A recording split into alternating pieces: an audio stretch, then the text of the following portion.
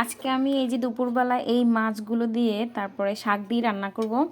এই যে একদম ক্ষেত থেকে তাজা এই শাকগুলো আমার শাশুড়ি উঠিয়ে আনছিল। এই শাকগুলো দিয়ে আজকে আমি মাছ দিয়ে রান্না করব। আজকে তেমন কিছু রান্না করব না, গতকালকের মাছ ভাজি আছে। তো এই যে রান্না করতে চলে আসলাম।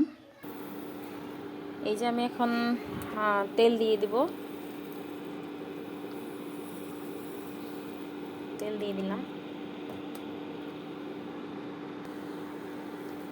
তেল দেওয়ার পরে এই যে একটু পেঁয়াজ দিয়ে দিলাম।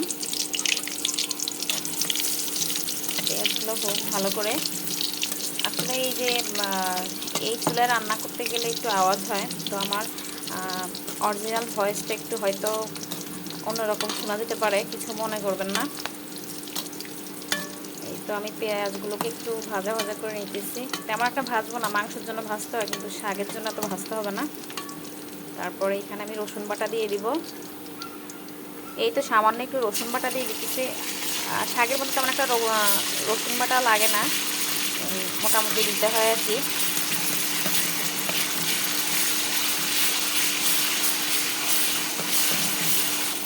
তারপরে এই যে হলুদের গুঁড়া, সামান্য একটু মরিচের গুঁড়া,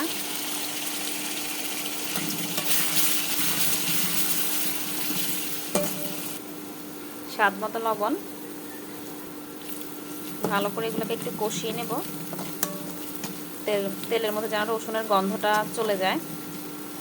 তো একটু পানি দিয়ে দিব। এই যে একটু পানি দিয়ে দিচ্ছি, পানিটা বলক আসলে তারপর আমি মাছ দিয়ে দিব। এই যে ঢাকনা দিয়ে ঢেকে রাখবো কিছুক্ষণ।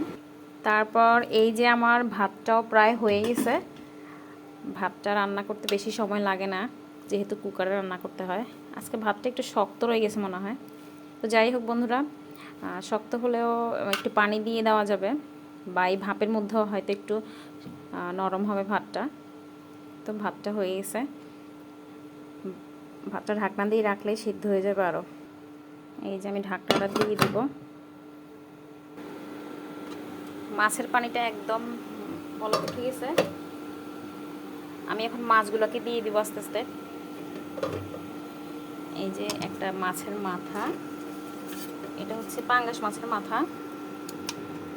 আর অন্যান্য মাছগুলো আমি দিয়ে দিতেছি। আসলে এরকম অনেক ধরনের মাছ দিয়ে রান্না করলে শাকটা ভালো লাগে খেতে।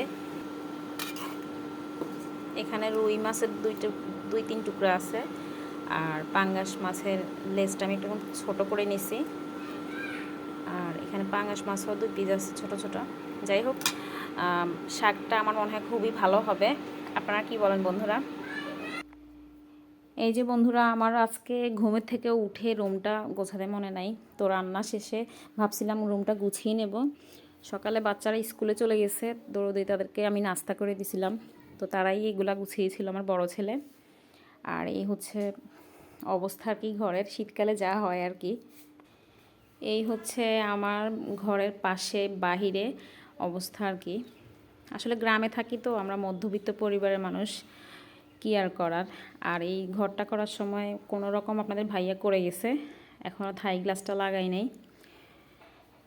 তো এই আর কি আমাদের, এটা হচ্ছে ঘরের বাহিরে।